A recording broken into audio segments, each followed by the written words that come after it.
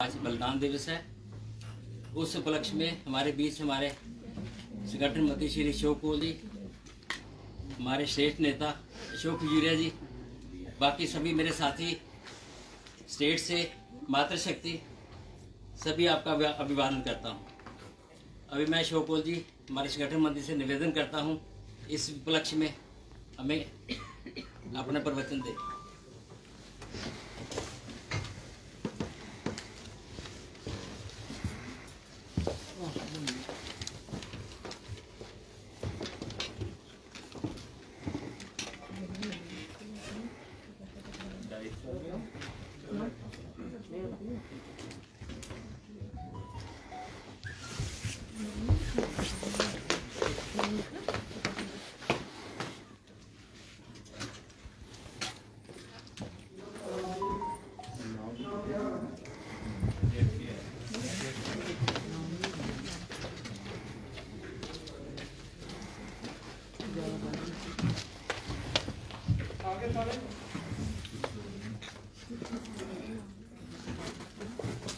जी सबको नमस्कार।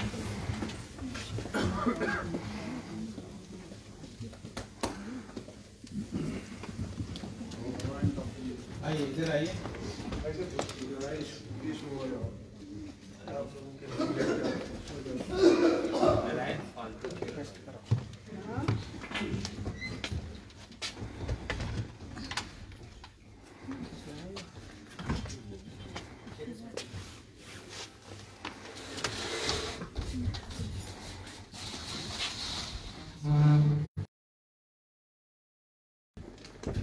आए हुए सभी कार्यकर्ता साथियों, बहनों और भाइयों,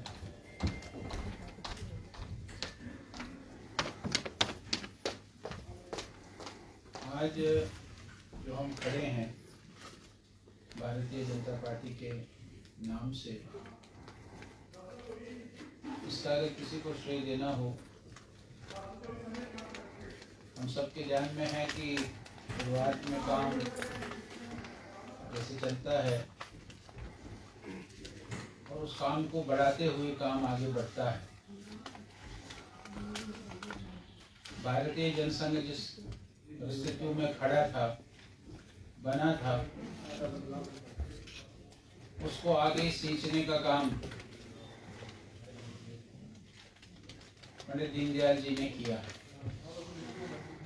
आज जो हम भारतीय जनता पार्टी का स्वरूप देखते हैं, विश्व की एक सबसे बड़ी पार्टी है। पिछले 2 बार से भारतीय जनता पार्टी लगातार पूर्ण बहुमत से सत्ता में आई है। ऐसा अगर किसी को इस चीज का श्रेय देना हो, किसी को इस चीज को कॉम्प्लीमेंट करना हो, तो वो और कोई नहीं हो सकता है तो पंडित दीनदयाल उपाध्याय जी ही हैं, जिनके जीवन से, जिनके भारतीय जनता पार्टी के संघर्ष में उनका जो योगदान रहा, उनकी जो काम रहा है, उन्होंने जो परिश्रम किया है, उस परिश्रम का नतीजा ही आज ये भारतीय जनता पार्टी है। उनके जीवन को हम सब पढ़े हैं, उसको बार बार दोहराने की आवश्यकता नहीं है, लेकिन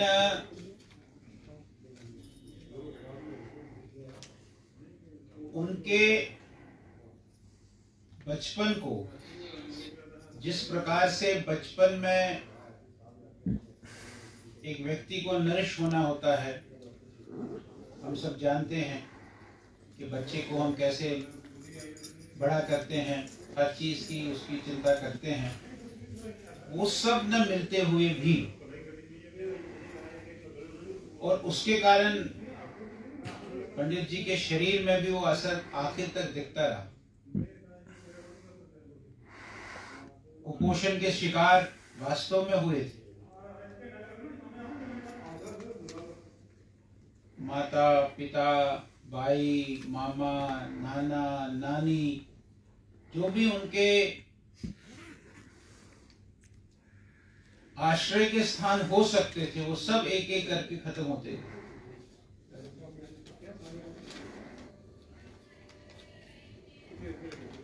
कहीं एक जगह जाकर पढ़ाई के साथ साथ बाकी काम करना, पढ़ाई का भी खर्चा उठाना,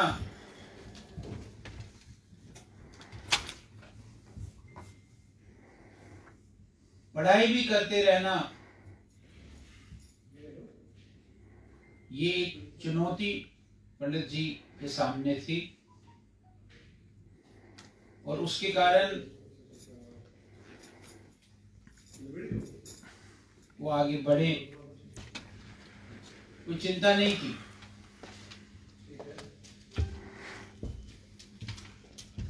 और जब भारतीय जनसंघ में आए, भारतीय जनसंघ प्रारंभ किया और भारतीय जनसंघ के प्रथम महामंत्री बने डॉक्टर श्याम प्रसाद मुखर्जी की अध्यक्षता में। डॉक्टर श्याम प्रसाद मुखर्जी के शहीद होने के बाद लगातार कई अध्यक्षों से काम किया। 1951 में जो यात्रा शुरू की, उस यात्रा को 1967 में 1967 में केरल में कालीकट में जब उनको अध्यक्ष बनाया गया, भारतीय जनसंघ के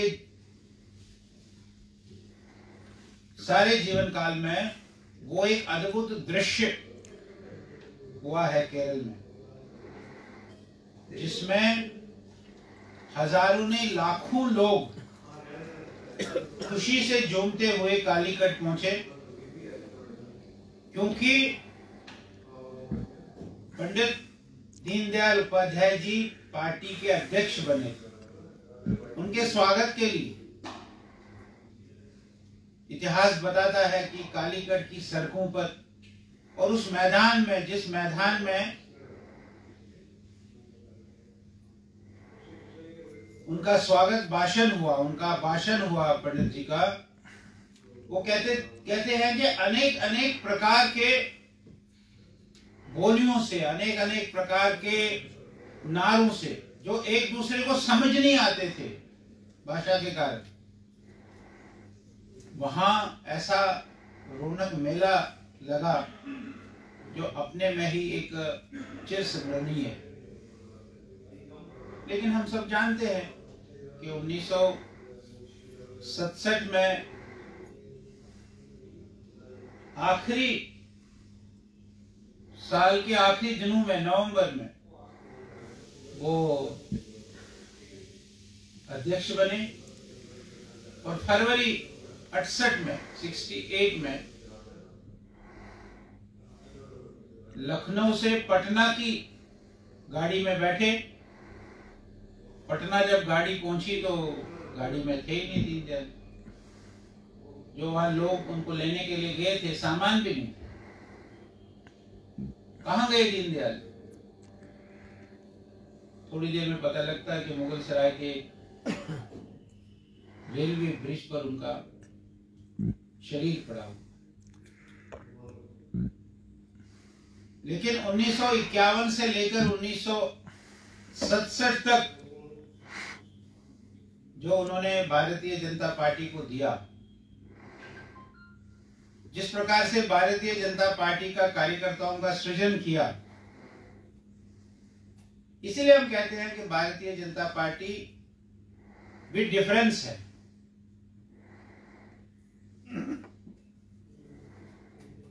आज हमारे देश के प्रधानमंत्री जिस चीज को लेकर आगे बढ़े हैं, अंत्योदय, गरीबों का कल्याण, आखिरी व्यक्ति तक पहुंचने की बात, सुशासन, गुड गवर्नेंस,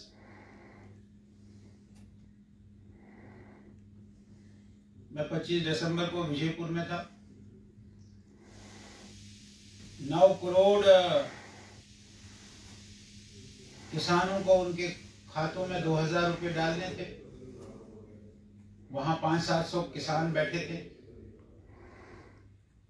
और उनका कार्यक्रम हुआ। उन्होंने बटन दबाया। बटन दबाने के लिए वो 20-25 मिनट बोले। हमारे वहाँ चंद्रप्रकाश गंगा जी थी, वो बाद में खड़े हो गए। उन्होंने कहा जी बताओ किस किस के खाते में 2000 रुपया है। मैं हैरान हो गया। 150 लोगों ने हाथ खड़े किए कि हमारे खाते में 2000 रुपया है। इनको कैसे पता चला? SMS का अलर्ट आ। उस SMS के अलर्ट में हमने देखा था कि हमारे खाते में 2000 रुपये आए। ये गरीब तक, किसान तक, मजदूर तक, गांव वाले तक, महिलाओं तक जाने की बात जो आज हमारी सरकार मोदी जी कर रहे हैं, ये दीनदयाल जी का दिया हुआ ही विचार है कि जब तक आप गरीब को नहीं उठाएंगे, देश प्रगति नहीं करेगा, देश तरक्की नहीं करेगा, देश उन्नति नहीं करेगा। आज उसका परिणाम हम देख रहे हैं। आत्मनिर्भर भारत की बात हम कर रहे हैं, ये कोविड वैक्सीन की बात ही अब कर रहे हैं। कल कनाडा के प्राइम मिनिस्टर ने मोदी जी से बात की कि हमको कोविड चाहिए। ये वही कनाडा है जहां कोविड वैक्सीन, जो कनाडा वही है जो फार्मर्स को लेकर और खालिस्तान को लेकर वहां, और ये वही प्राइम मिनिस्टर वहां का टोडो जो वहां भाषण करता है, और वो भारत से वैक्सीन, कोविड की वैक्सीन मांग रहा है। इस प्रकार के नेता का, इस प्रकार के हमारे एक आदर्श का पुण्यतिथि, किन परिस्थितियों में उनकी शहादत हुई है, किन परिस्थितियों में उनको मारा गया, ये रहस्य है। और ये डेफिनेट है कि उनका कत्ल किया, क्योंकि जिस प्रकार से उस समय उनकी प्रसिद्धि बढ़ रही थी, जैसे मैंने बताया कि 1967 के कालीकट के अधिवेशन के बाद जो उनका स्वागत हुआ, जिस अधिवेशन में उनको अध्यक्ष चुना गया था, वो अपने में एक बहुत बड़ी बात है। और जो विचार उन्होंने हमारे सामने रखे हैं, उन विचारों की जब हम अध्ययन करते हैं, उन विचारों को जब हम देखते हैं, उन विचारों को जब हम परखते हैं, उन विचारों को जब हम समझते हैं, तो वो अपने में ही एक बहुत बड़े विचार है। आज उनको याद करना, आज उनको श्रद्धांजलि देना। और उसके साथ साथ भारतीय जनता पार्टी ने कहा कि ये ऐसा संगठन है जो हर दृष्टि से आत्मनिर्भर होना चाहिए, अपने ऊपर ही आत्मनिर्भर होना चाहिए। इसलिए आज समर्पण दिवस का भी दिन है। सारे प्रदेश में हमने कार्यकर्ताओं को आह्वान किया है कि कम से कम जो पार्टी की डे टू डे आवश्यकता है, उसको पार्टी का कार्यकर्ता ही पूरा करे। ये भी एक तरीका है कि भाई करप्शन से अपने आप को दूर रखें। इस दृष्टि से आज हम समर्पण दिवस भी कर रहे हैं। हमारे बीच में हमारे प्रदेश अध्यक्ष जी हैं, मैं उनसे निवेदन करूंगा वो इस विषय पर अपनी बात हम सबके सामने रखें।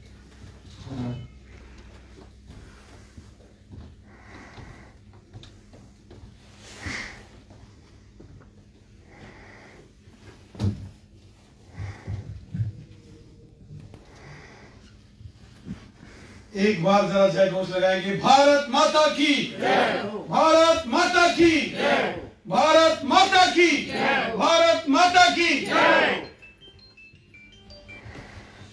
आज के इस कार्यक्रम में हमारे बीच हमारे पार्टी के वरिष्ठ नेता, पूर्व प्रदेश के अध्यक्ष श्रीमान अशोक खुजरिया साहब, आदरणीय अशोक कौल जी, आए हुए सभी कार्यकर्ता बंधुओं भाई, जैसा कि हम सब जानते हैं कि आज 11 फरवरी का दिन है, और 11 फरवरी का दिन हम सब के लिए बहुत ही एक अविस्मरणीय दिन है। आज के दिन हमारे पार्टी के ज्येष्ठ श्रेष्ठ हमारे कार्यकर्ता, हमारे स्वयंसेवक श्रीमान दीनदयाल उपाध्याय जी की पुण्यतिथि, और हम सब के लिए ये दिन स्वर्गीय दीनदयाल जी को, उनके जीवन को पढ़ने का, याद करने का है, उनके द्वारा दिए गए विचारों को अपने जीवन में ढालने का है। जैसा कि अशोक जी ने चर्चा की है, श्रीमान दीनदयाल उपाध्याय जी कि अगर जीवन को हम पढ़ेंगे तो अगर उनका व्यक्तिगत जीवन आप देखेंगे तो बहुत मुश्किलों से, चुनौतियों से भरा। 25 सितंबर सन 1916 को उनका जन्म मथुरा में हुआ और मात्र 3 साल की आयु हुई थी तो इनके पिताजी का स्वर्गवास हो गया, और मात्र 7 वर्ष की आयु थी तो इनकी माताजी का भी स्वर्गवास हो गया। और इनका लालन पालन ननिहाल में हुआ, लेकिन वहां भी प्रकृति ने कुछ इस प्रकार से खेल खेला कि इनके नाना जी, इनकी नानी जी, मामी जी वो भी चल बसे। और एक दौर आया कि अपनी बहन के साथ जब इन्होंने इकट्ठे मेहनत की जीवन में, पढ़ाई के दिनों में, यहां वो पढ़ाई भी करते थे और साथ में परिश्रम भी करते थे। उस पढ़ाई के खर्चे के लिए कैसे व्यवस्था करनी है उसके लिए भी वो लगे रहते थे, मेहनत करते थे। लेकिन एक दिन उन्हीं ने उनसे उनकी बहन को भी अलग कर दिया और चुनौतियों से भरा हुआ उनका कठिन जीवन।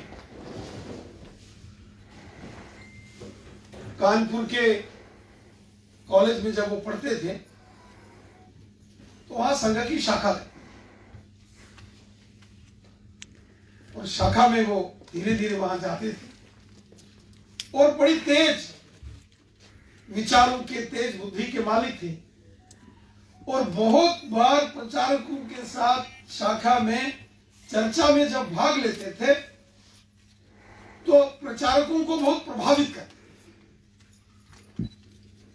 उस वहां के जो जिला प्रचारक जी थे उनके साथ धीरे धीरे वो कार्यालय जाना शुरू हुए और धीरे धीरे धीरे संघ के संपर्क में आए, पूजनीय डॉक्टर हिडगेवार जी के संपर्क में आए और संघ के प्रचारक के नाते से इतना जीवन चुनौतियों भरा रहा, इतना कठिन जीवन रहा, इतनी मुसीबत भरा जीवन रहा, लेकिन कभी व्यक्तिगत अपने जीवन में मेरे लिए, मैं अपने घर, अपना परिवार, मैं, मेरे रिश्तेदार, मेरा परिवार, उसके लिए कभी विचार नहीं।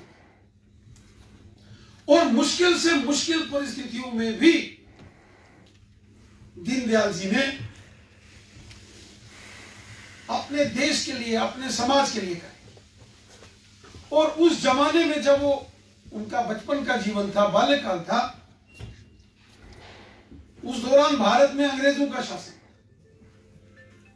और वो हमेशा क्रांतिकारी गतिविधियों में वो लगे रहते थे। और ये कानपुर का जो उत्तर प्रदेश वाला ये सारा बेल्ट है, ये सब मेरठ हो, कानपुर हो, ये दिल्ली वाले सारे क्षेत्र हो, तो यहां बहुत उग्र राष्ट्रवादी आंदोलन चलते थे, बहुत प्रभावी आंदोलन चलते थे देश की स्वतंत्रता के लिए। तो उसमें दीनदयाल जी भाग लेते थे और धीरे धीरे जब वो संघ के अंदर प्रचारक के नाते से आए और जब भारतीय राष्ट्रीय जनसंघ का गठन हुआ और उसमें वो महामंत्री के नाते से उनके पास दायित्व आया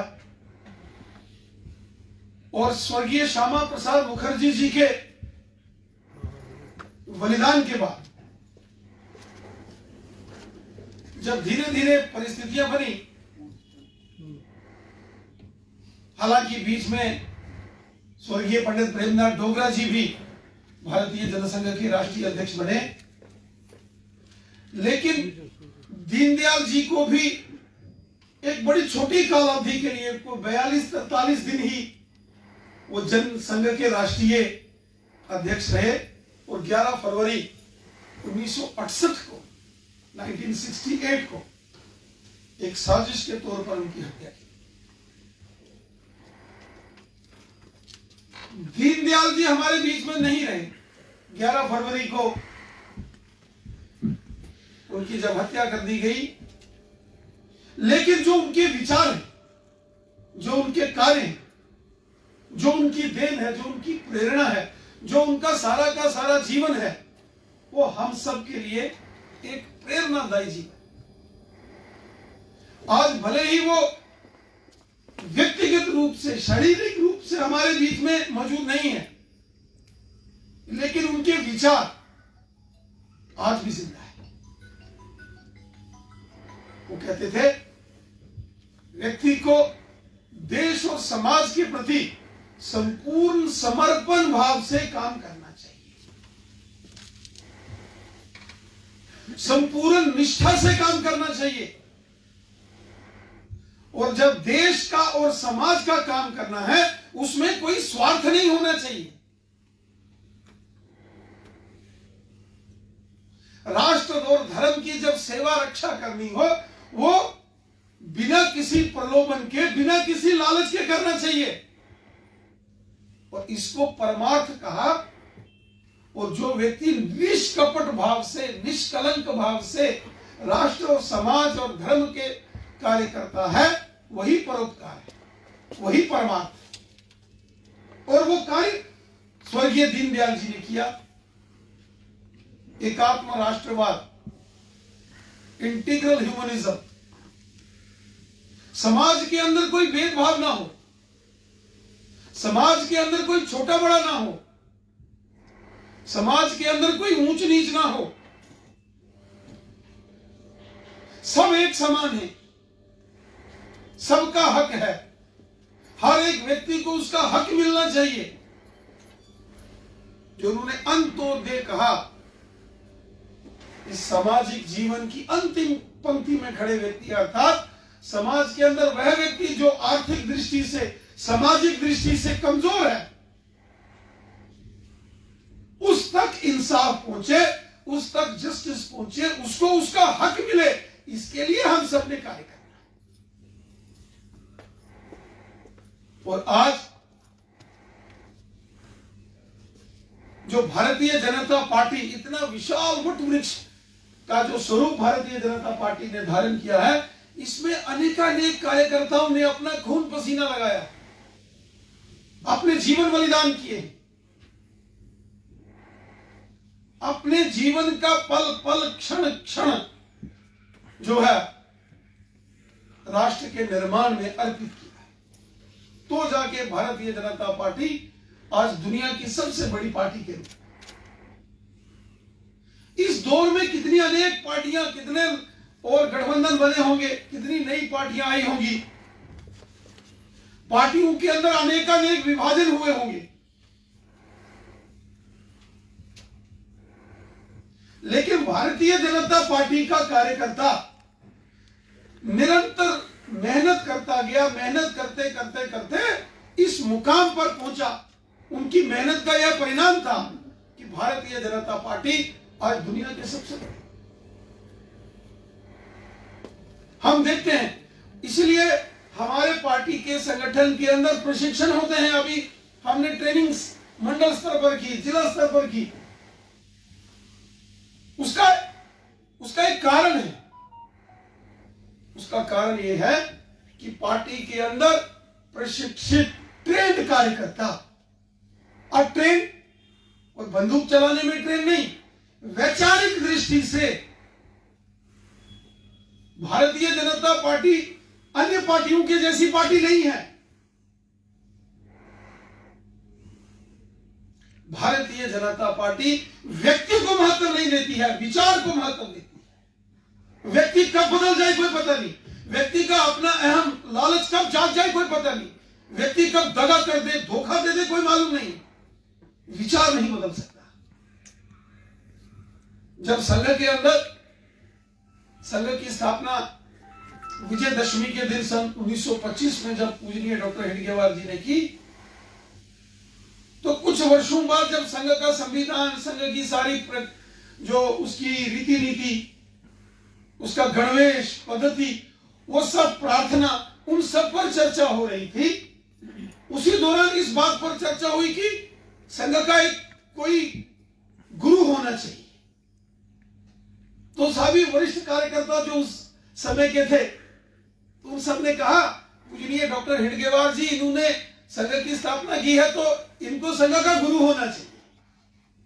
तो बहुत सारे कार्यकर्ताओं ने कहा ये स्वाभाविक बात है, ठीक है।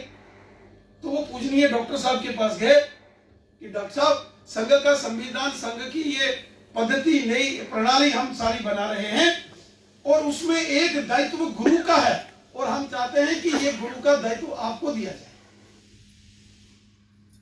तो पूजनीय डॉक्टर साहब ने आगे से कहा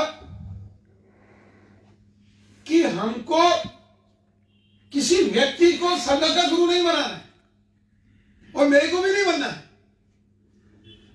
तो उन्होंने पुरातन सनातन भारतीय जो ऋषि मुनीषियों से युगों युगों से हमारा जो परंपरा चलती थी भगवत ध्वज की, तो परम पवित्र भगवत ध्वज को अपना गुरु माना। उन्होंने कहा व्यक्ति विचार से, लेकिन क्या पता व्यक्ति कल अगर विचार बदल दे तो मामला गड़बड़ा जाए। इसीलिए हम देखते हैं भारतीय जनता पार्टी के अंदर काम करते करते, क्योंकि हम राजनीतिक दल हैं, तो राजनीतिक दल के नाते से बहुत सारे लोग जाहिर भी करते हैं। हमारे पास दो उदाहरण, मैं कभी कभी कार्यक्रमों में इसकी चर्चा करता हूं। एक जमाना था भारतीय जनता पार्टी में, उत्तर प्रदेश के पूर्व मुख्यमंत्री थे कल्याण सिंह जी। एक जमाने में लोग उनकी पूजा करते थे, मंदिर में भी उनके चित्र लगाते। कुछ समय के बाद ऐसा हुआ कि उन्होंने पार्टी छोड़ दी। उन्होंने जब पार्टी छोड़ी तो जिस क्षेत्र के वो रहने वाले थे वहां का मंडल प्रधान भी उनके साथ नहीं गया। और दूसरी तरफ पिछले दिनों आपने देखा होगा कांग्रेस के एक नेता बीजेपी में आए, मध्य प्रदेश के ज्योतिरादित्य सिंधिया। एक आए, अपने साथ हजारों लेके आए, और वो भी कल्याण सिंह के जैसे उस कद्दावर शख्सियत के नहीं है जैसे एक जमाने में कल्याण सिंह थे। तो जब कांग्रेस का कोई इधर आता है तो पूरा काफिला लेके आया, और इधर से अगर किसी ने दूसरी साइड जाने की कोशिश की तो एक मंडल प्रधान भी उसके साथ नहीं, उनके साथ नहीं गया। क्यों नहीं गया? क्योंकि हमारा कार्यकर्ता विचार के साथ बना है, और हमारा विचार राष्ट्र है, देश है, भारत माता है, मातृभूमि है। इसलिए भारतीय जनता पार्टी है, इसलिए भारतीय जनता पार्टी ने इन 70 वर्षों के अंदर कठिन से कठिन परिस्थितियां देखी, मुश्किल से मुश्किल हालात देखे, लेकिन हमारा कार्यकर्ता कभी डगमगाया नहीं। वो जेल के अंदर गया, वो सर्दियों के भयंकर ठंड में बर्फ की सिल्लियों पर सोया, भयंकर भीषण गर्मी में मच्छर और मक्खियों के बीच में रहा, लेकिन कभी उसने अपनी विचारधारा से समझौता नहीं किया। क्योंकि हमारी विचारधारा राष्ट्र की विचारधारा है, देश की विचारधारा है, भारत माता की विचारधारा है। हमारी इस विचारधारा संघ विचार परिवार की विचारधारा पुरातन सनातन ऋषि परंपरा की विचारधारा है, युगों युगों से आती हुई विचारधारा, कोई अलग से नई विचारधारा नहीं है। हमारी विचारधारा राम और कृष्ण की विचारधारा है। हमारी विचारधारा उन प्रभु राम की विचारधारा है जिन्होंने रामायण के अंदर कहा कि जब लक्ष्मण ने जब रावण को मार दिया और लक्ष्मण ने कहा कि हे प्रभु राम, हो सकता है हम अयोध्या के अंदर जाएं और अयोध्या का राजा भरत है तो राजपाट का को बदल करने में दिक्कत आए। हो सकता है उनके भरत के अंदर यह लालच आ गया हो कि मैं ये राजपाट नहीं छोड़ सकता। अब चूंकि नीति ये कहती है कि जो राजा विजयी होता है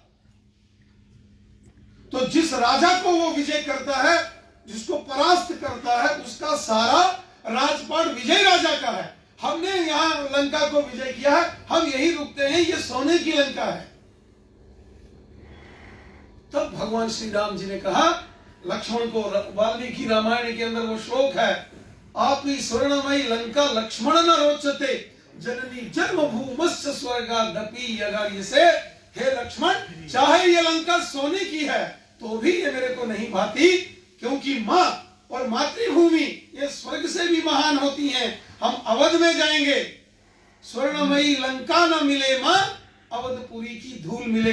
हम अवध की भूमि की धूल में जाके पहरेदार, चौकीदार, सेवादार बन के काम करेंगे, लेकिन अपनी मातृभूमि में जाएंगे, अपनी मातृभूमि की सेवा और रक्षा का कार्य करेंगे।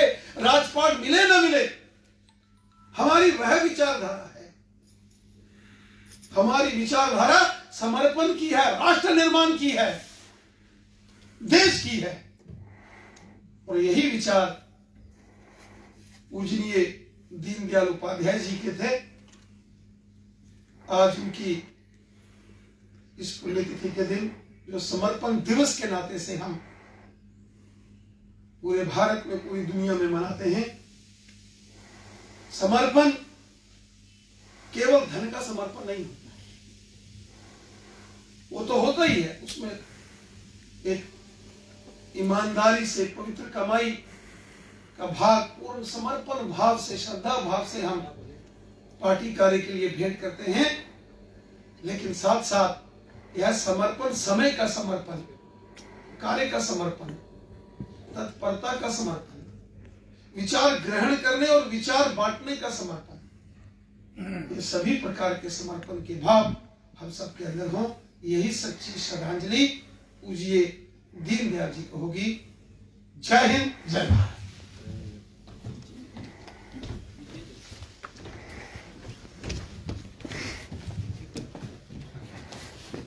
बहुत बहुत धन्यवाद हमारे अध्यक्ष जी, बहुत बहुत धन्यवाद अशोक गोल जी। अभी मैं सबसे निवेदन करूंगा कि सभी पहले श्रद्धांजलि देंगे, फिर समर्पण देंगे, फिर अपनी अपनी जगह पर बैठ जाएंगे।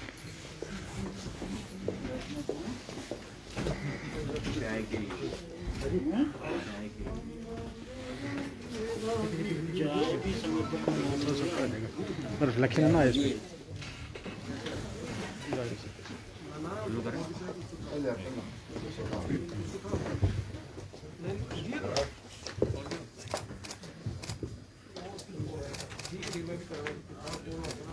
कौन सा?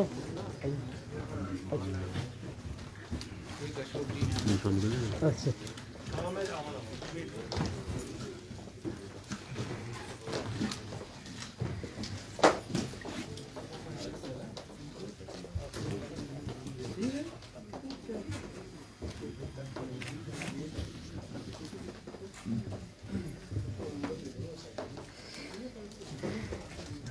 आराम से एक एक करके जाइए।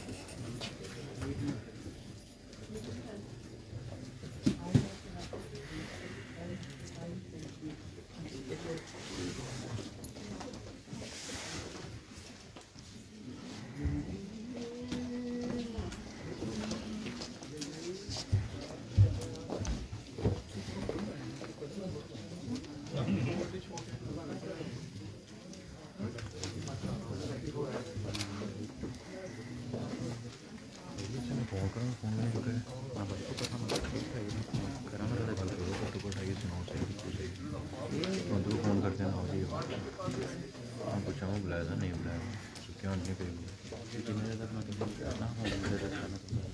मैं फोन कर जो तो तू मैंने फोन किया तो प्रधान बोले तो मैं फटाफट उतरे, मैं चलूँ मैं सही सामने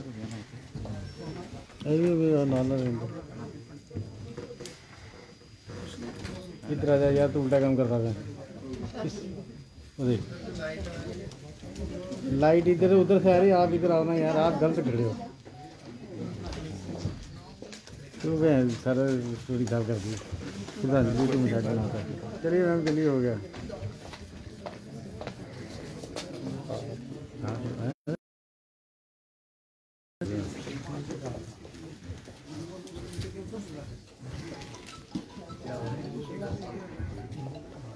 क्या इधर इधर ये